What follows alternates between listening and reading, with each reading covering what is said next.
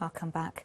South Africa is a semi-arid country, and the lack of water has often raised concerns about food insecurity. Industry experts say aquaponics may be the solution. Let's discuss this with Integrated Aquaculture CEO Lance Quiding. Lance, good morning to you. Thanks for joining us so bright and early on a Sunday morning. How are you? Good, thanks, and you. Lance, just give us a definition of aquaponics for our viewers who might not be familiar with it, because there's quite a number of terms. There's aquaculture, there's aquaponics, there's hydroponics. Where does aquaponics fit into the spectrum? Sure. Aquaponics is really the combination of aquaculture on the one hand and hydroponics on the other hand. So it's the cultivation of fish in aquaculture and the cultivation of vegetables on the hydroponic side. So the combination of the two terms really brought together gives you aquaponics. And so that works very much, as far as my reading, limited reading goes, where the waste from the fish provide nutrients for the plants, while the plants in turn purify the water. So it's a symbiotic relationship. But what's the benefits for farmers in terms of scaling their operations and in terms of access to market? So I think there's two big questions in there. The scaling of the system, is exactly what we're trying to do. We're trying to get scale into the aquaponics world. So we're at the forefront, and that's what we're trying to do is work out how to best get to a point where we can scale it. And the market attached to that is incredibly important, because if we don't have a market to send our product to, you haven't got a sustainable business at the end of the day. So scale is very important, and with new technology, it's really trying to work out how we scale and how we get that product to a specific market in the right way. So that's really what we've been doing for the last couple of years, is working out that detail, and I think we're almost there. In terms of its comparison to traditional agriculture methods where plants or vegetables are grown in soil, what are some of the other benefits of aquaponics to the farmer for the growth of his operation? Okay, so it's an intensive farming methodology. So the requirement for land is not as it's intensive. So it's a small piece of land that you can farm, and you can get a high yield off a very small area. So in our country, where there's a lot of focus on land, we can reduce that to something that's meaningful and can be shared, with a far more or a larger amount of people. Obviously the water-wise aspect, it's huge. I mean, we use less than 95% of what they do in the traditional farming.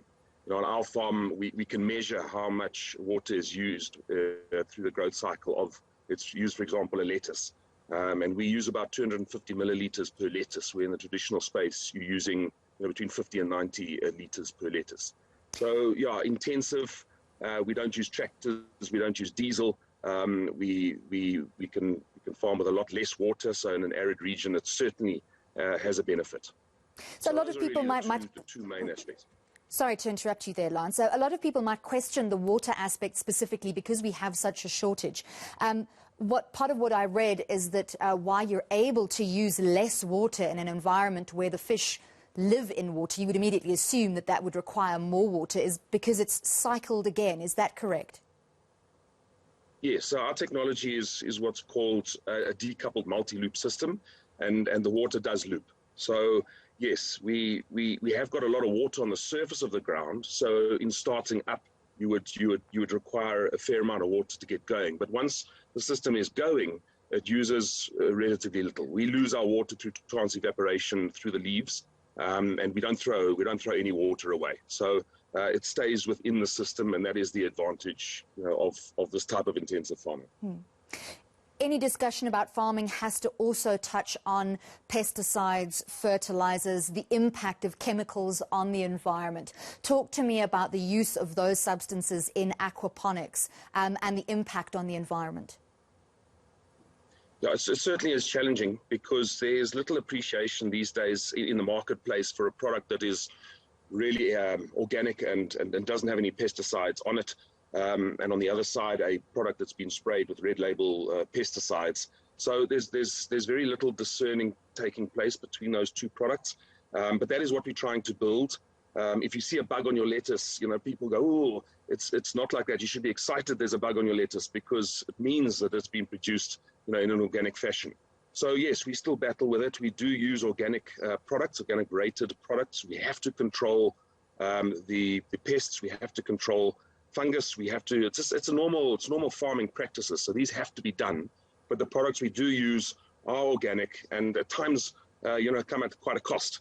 So yes, that's the balance. But as far as the environment is concerned, it's far better for the environment.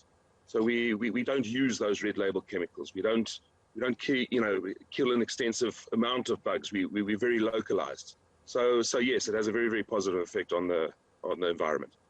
So this is obviously not a mainstream practice in South Africa yet, possibly also because we have vast amounts of arable land available. So the traditional model is to farm in soil. Going forward, if we were to try and scale these kind of aquaponics operations right across the country, how accessible is this method for developing and emerging farmers? It certainly is getting or becoming more and more accessible. There are some superb companies that concentrate on the backyarder and developing a backyarder. I mean, it really does boil down to human capital and the human capital that are operating these systems. So there are beautiful companies in place at the moment that are assisting people to start out. Our focus is certainly one of human capital development and growing the human, because traditionally farming is a generational exercise because of the nature. So you hand your information down from father to son. But we've got so many new emerging farmers coming out. So one of our goals is at the foundation of our business is to have a profitable business. And then on the back of that, be able to offer internships and be able to offer training and be able to offer, an environment where beautiful humans can come and grow and learn. So yes, that is really one of our passions, is primarily to have that foundation of a working business, profitable business, and then on top of that, start developing humans and then plug them into the industry, plug them into ongoing farms, build those farms, hold their hands, mentor them. Because I think in this country, that's what we're short of, is a lot of mentoring. So this is part of the model that we are trying to build. Well, thank you very much for your time. Very interesting speaking to you. That was Lance Quiding from Integrated Aquaculture speaking to us about the value of the farming model, aquaculture, aquaponics.